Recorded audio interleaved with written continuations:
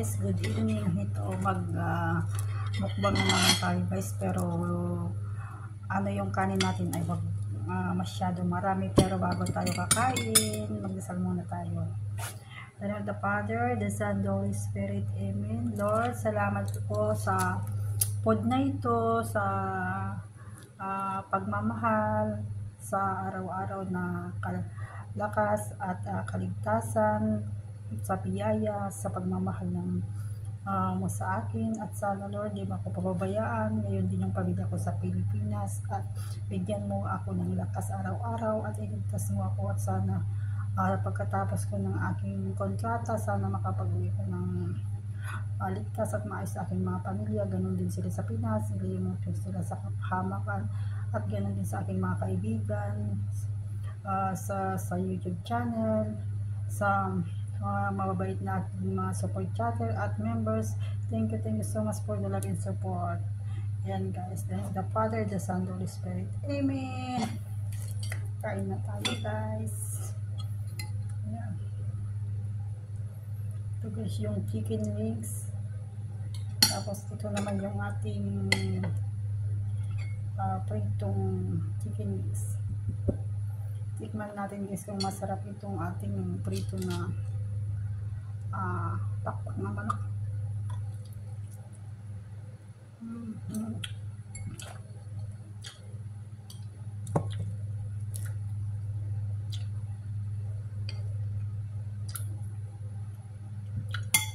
Samahan niyo ako kain guys, para parehas tayong mabusog lahat.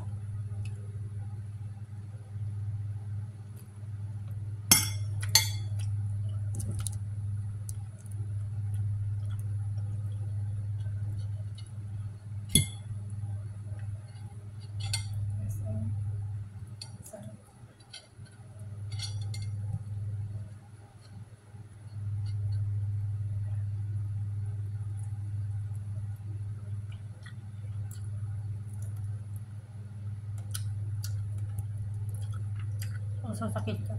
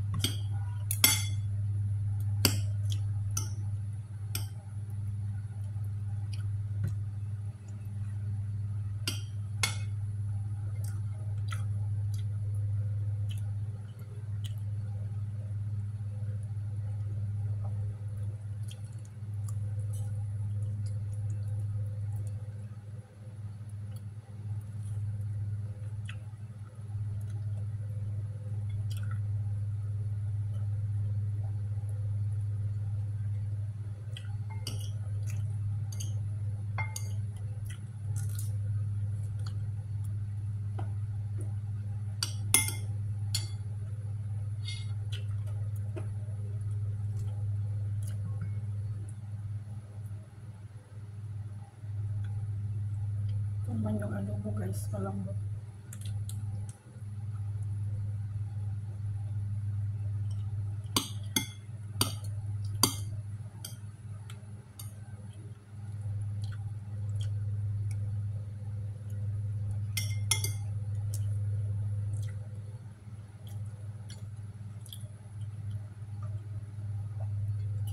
Kakain na rin kayo guys, para parehas tayo huwag kayo magpapagutom, bawal magutom guys. Ingatan natin yung ating kalusugan.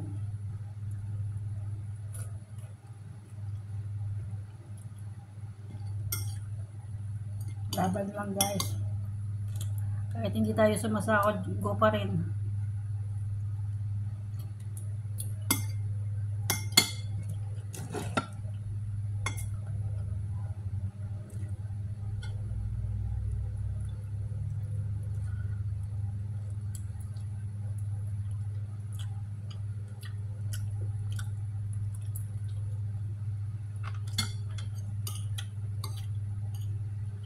Namiss ko magpukbang kayo. Pero dahan-dahan lang yung pagkain na rin, kasi bawal mo hirap yung hindi matuminawan.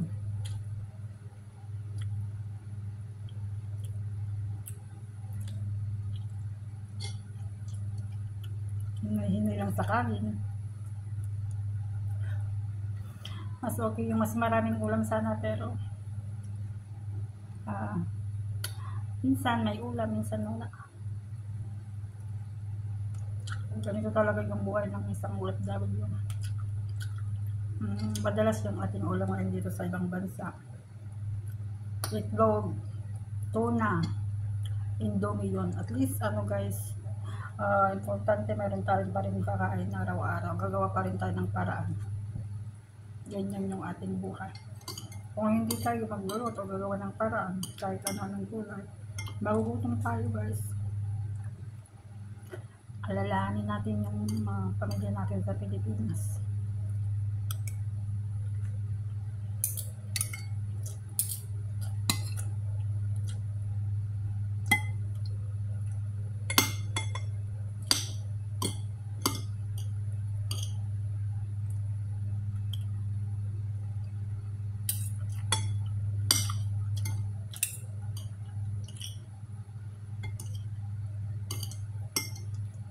Habang kaya pa tayo magtrabaho at malakas, sige, work pa rin.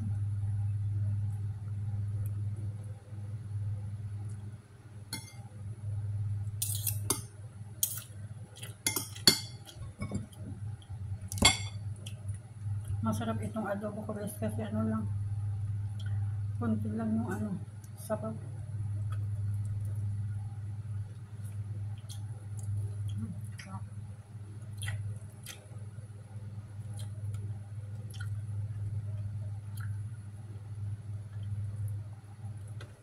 Ako lang mag-isa kakain dito kasi lumayas na naman yung aking among matanda.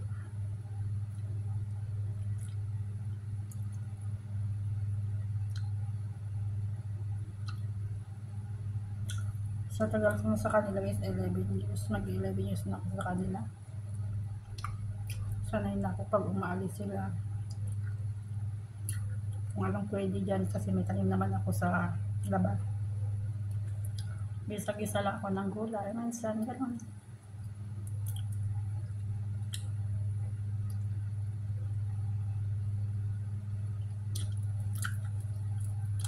Makakain lang tayo ng konti sa isang araw, 2 beses. Okay na yan, minsan isang beses. Kasi minsan nagkumakain din ako ng yung pasta. Kasi hindi nakakabusog din yung pasta. Kahit hindi ka na mag-guys.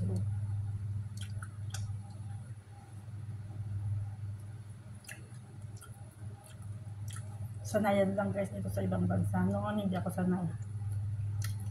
Noon iniisip ko lagi yung aking ulam. Pagkatulog ko sa gabi, noon naman kaya ulamin ko bukas. Pero ngayon hindi na. Sabi ko bukas, mag-provide nila yung ating ulamin. Lagi lang magdasal. Huwag mawalan ng pag-asa.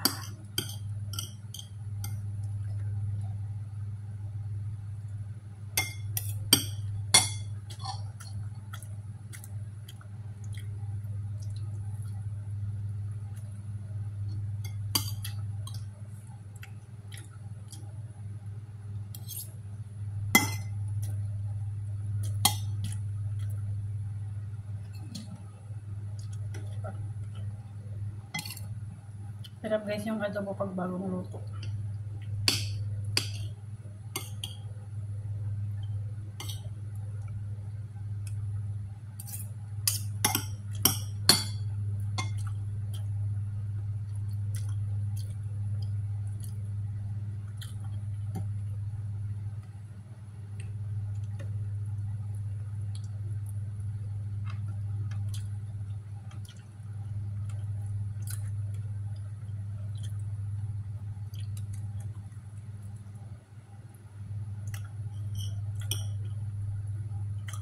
Tapos pagkatapos kumain, mag-iinom ako ng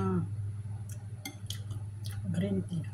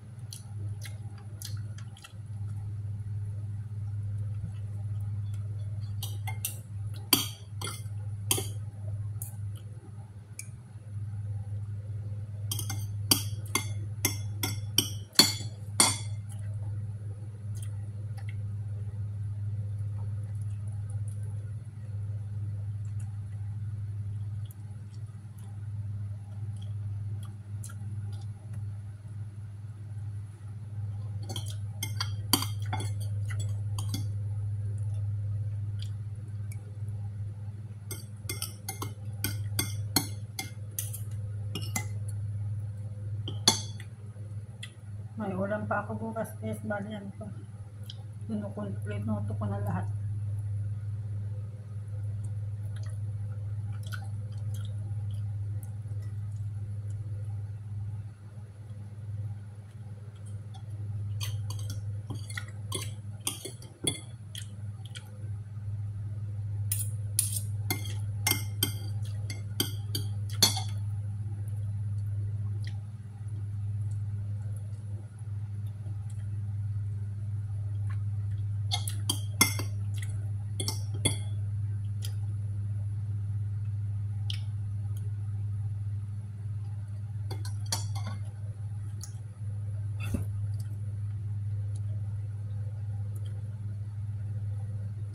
Thank you guys for watching. Please don't forget to click subscribe to YouTube channel, Galiet11 Vlog.